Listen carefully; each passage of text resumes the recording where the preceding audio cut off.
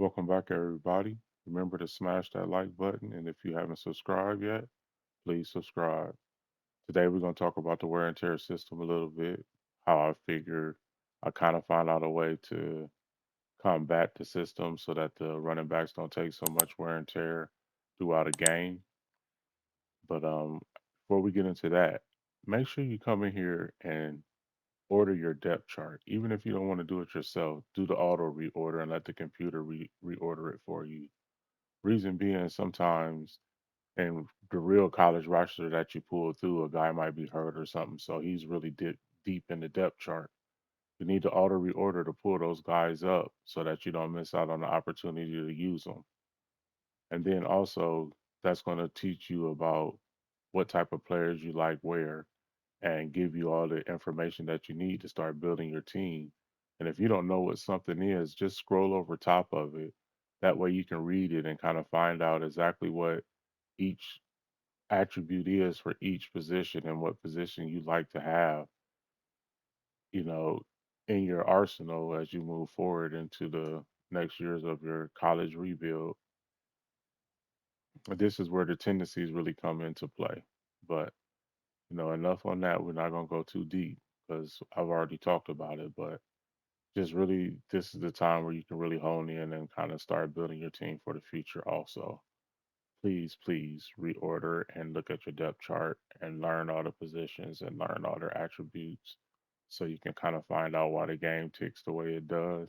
As you start to progress up in levels, it's going to get a little bit harder and you're going to need to know what those attributes do and how they work so that you can be competitive against the computer.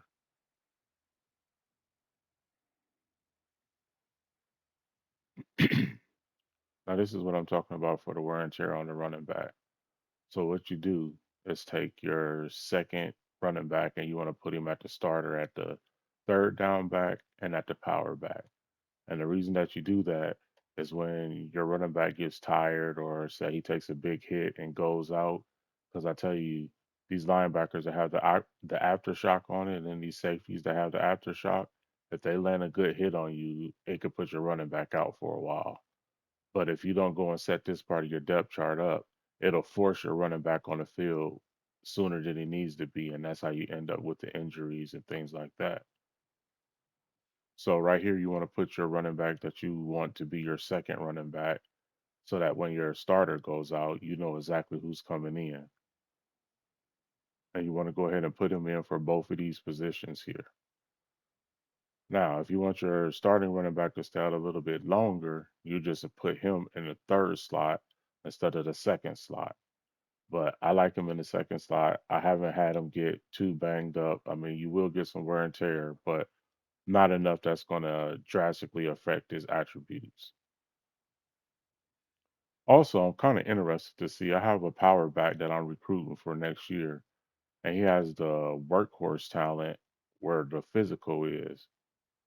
So I'm interested to see if that's going to make him a little bit tougher because I think I read that in the little abilities tab thing where you can scroll through and see what all of the little icons and what that means for the player. I'm pretty sure that makes him a little bit more prone to not get wear and tear. So that's going to be interesting. I can't wait to dive into that next year. But this is how I set it up to get my running back a breather and try to keep the wear and tear down so he doesn't go out so fast. And I just wanted to share that with you. I think it's a good little piece of information to help you as you're continuing to build your dynasty. So, thanks for stopping in. And as always, if you got to be something, be original.